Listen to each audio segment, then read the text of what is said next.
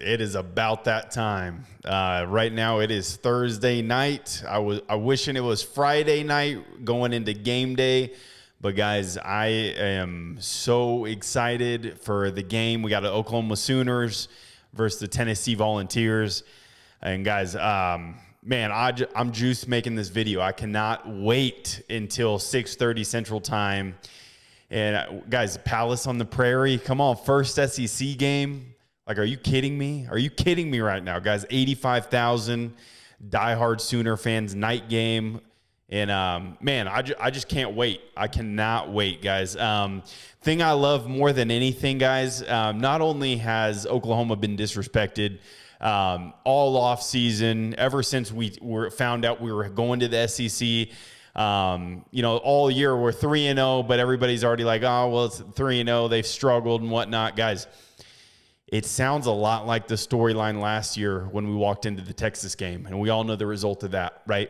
Not saying Tennessee's the same as Texas, but guys, no one's giving us a shot. Everybody's saying, how close can we lose by, right? We got ESPN giving us 7.5-point spread to Tennessee. And, guys, I love it. I love it. This is like the biggest spread differential at home for Oklahoma in like 26 years. So, man, as a Sooner fan, as a diehard Sooner fan, guys, there's nothing better than a big game, one that you're not picked or favored to win, right? And I think we've proven over the years, like, guys, we bring it. When we're an underdog, we bring it.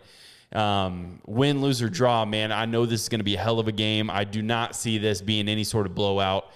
And, guys, it's crazy looking at the ESPN matchup predictor. They've got Tennessee 71% to win.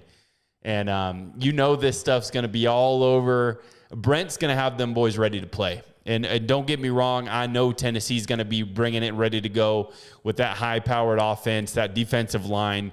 Both teams are going to be ready, and it's just, guys, being at home. I know how hard it was when Baker and OU went into Tennessee back in 2016, I believe. I remember that game. I remember that stadium. I remember how passionate the fans were. I remember how quiet it got. I remember how loud it was. Like, it's going to be the same type of deal at Oklahoma. And I just hope our fans are ready to bring it for the full 4 quarters because we're going to need it. Our boys are going to need it. So I'm going to touch on, guys, first off, players to watch. And, no surprise, like we got Deion Burks and Danny Stutzman and Billy Bowman on defense. But some X factors, guys, we get Nick Anderson back, right? And for those Tennessee fans that are checking in that don't know much about the OU personnel, guys, Nick Anderson, 6'4", sophomore. He led the nation last year and freshman receiving touchdowns with 10. So, guys, this is a huge playmaker we're getting back on the outside and some much-needed size for Jackson Arnold to throw the ball down the field, too. Because, guys, it's great. Deion Burks is a stud. He's got like 22 receptions through 3 games. But not having that large presence on the outside to stretch the field and keep the safeties honest. And, guys, because guess what? You can't double-team all the receivers, right?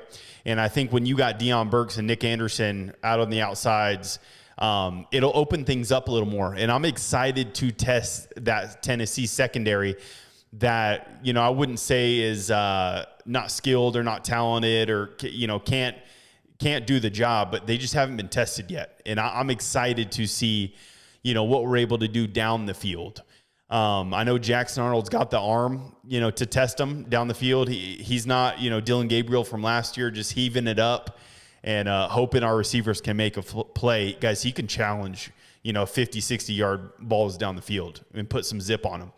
So super excited for them boys. And, of course, for Tennessee, you got Nico.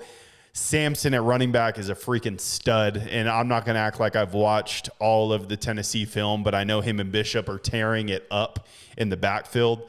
You got Thornton at receiver. I know they got some studs. They got a high flyer and a speedster. And, guys, I'm not going to lie. Like, they have what it takes on offense to lead the nation in every offensive statistic this year, right? You got James Pierce on the D end, All-American, probably going to go, top 5 in the draft later this next year. But, guys, it's really going to come down to keys to the game. You know, we there's some big names on both sides, right? And it's really just going to come down to who can slow the rush game. Who can slow the rush game? And I'm talking about, is Tennessee going to be able to run on us, or is Oklahoma going to stack the box and force them to be one-dimensional? And I know Brent Venables is going to have this game plan dialed up. You know, he always comes big, having our guys ready to play, have them in the right spot. And guys, I finally feel like defensively, we're in a place to challenge these offensive teams like this. We're used to playing high flash, quick offenses in the Big 12. You know, you got Texas, Oklahoma State, Texas Tech. Guys, we're used to playing teams that throw it all over the yard, but we have to make them one-dimensional.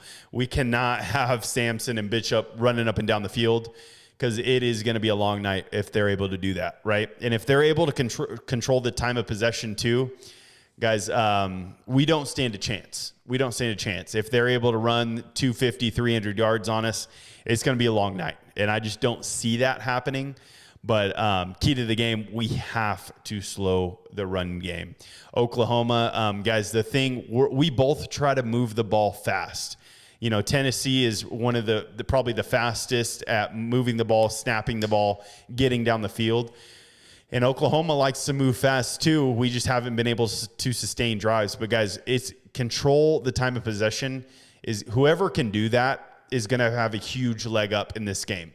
If we're able to get Tennessee into some 3-and-outs or some short drives, like, guys, that defense, I know they have a ton of talent on the D-line that they can switch out. But guys, in the fourth quarter, if we're able to run the ball and, control the time of possession, defenses get tired too, right? When you got your ones out there and you need them out there when the game's tight, guys, the time of possession matters. And I think that's going to be huge for Oklahoma to pull out a W in this game. Number 2, guys, we got to limit big plays. Tennessee, they're literally a highlight reel offensively all day long. Like, just in the 3 games they've played this year, they've got big plays everywhere, big playability. For OU, I know we've been better at stopping the run. I think we're allowing like 2.2 yards per carry this year. We haven't played a talent like Tennessee, but guys, if we're able to not allow these running backs to get open the field and get these 30, 40, 50-yard runs, guys, it's going to be huge. Just make it a fist fight. Make it an ugly game. We need to make it a type of game that OU is used to seeing when teams try to beat them and slow them down.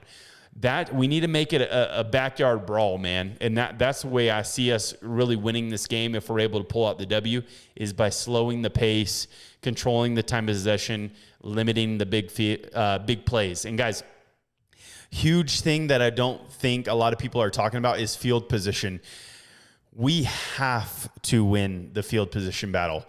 Offensively, if we're not able to sustain a drive, Luke Elzinga's got to be putting us inside the 10 for Tennessee starting drives. We've been able to do that all year, and it makes our defense look a lot better when the opposing team's having to go 80-plus yards to put points on the board. That can't be different this game, right? Tennessee doesn't need any help. We can't turn the ball over. We have to be putting in our defense in the best position possible to win this game. So time of possession, limiting big plays, field position, and no turnovers. Guys, for all the headlines, right? We got Josh Heupel, 2000 national champion, last national championship that Oklahoma had, coming back after getting fired in 2014 as the offensive play caller. You know he's going to be ready to go, right? OU fans are going to give him his flowers, deservedly so. There's not going to be a boo in that stadium for Josh Heupel and I hope they play him some sort of video to acknowledge how much Oklahoma and our fans appreciate what he did. Because, guys, I still think he didn't get the most fair shake on his way out in 2014. And he's going to have something to prove. And he's got the team behind him to do it. I cannot wait. And him and Brent, they coached together. Josh was a player when Brent was the D coordinator. So it's so cool to see this. And, guys, I get chills thinking about it right now because I can already see the stadium rocking. We got the light show going on, and guys, pre-game, I just know when those bells ring on the scoreboard before the game, everybody's going to be ready to go, right? And I know emotions and motivation isn't going to keep you going, later on in the game, but I just think personally, guys, these teams we're getting super slided, OU, and I know 7.5 spread. A lot of Tennessee fans I'm hearing are like, it should be 20-30 at least. And honestly, I just love it. I love it. And I know our boys are going to come ready to play. I got my prediction, guys. I want you guys to comment below what you guys think, but I got OU pulling this thing off 35-31. And everybody's going to have to show up. I think we win the turnover battle in this game. We've done really well at protecting the ball. I think we're leading the nation in turnover differential. I think we're at like +8 this year. And guys, we got to get after Nico. We cannot have him sit back there and pick us apart, and we got to stop the run. That's really the biggest thing. I don't think we're going to be able to run the ball with extreme success against them, but we're going to need to be able to stay on the field and control time of possession. And guys, I think we're going to get our big plays out this game, just being able to stretch a field and test those unproven DBs. So 35-31 is the prediction, guys. I cannot wait. Please like, comment, subscribe, guys. It's only my 3rd video, and I'm really trying to crank out content with you guys. Tennessee fans, please comment. And all respect either way. Just listening to all your guys' content and everybody putting out information about this game, I can tell Tennessee fans, they're classy. They're hungry to take their team to the next level, a lot of heartbreak, and they feel like they have the team to do it. And I just think right now with our first SEC game, I think we're going to pull this one out, man. And I cannot wait to see it, guys. Saturday, 6:30 p.m., Palace on the Prairie. Boomer Sooner, man. Let's get after it. And I look forward to, I'm going to be doing a reaction video right after the game, guys. But again, like, comment, subscribe. Thank you guys so much for taking the time to watch this video. Boomer Sooner, baby. 35-31. We're going to pull out the dub. Let's get it, guys.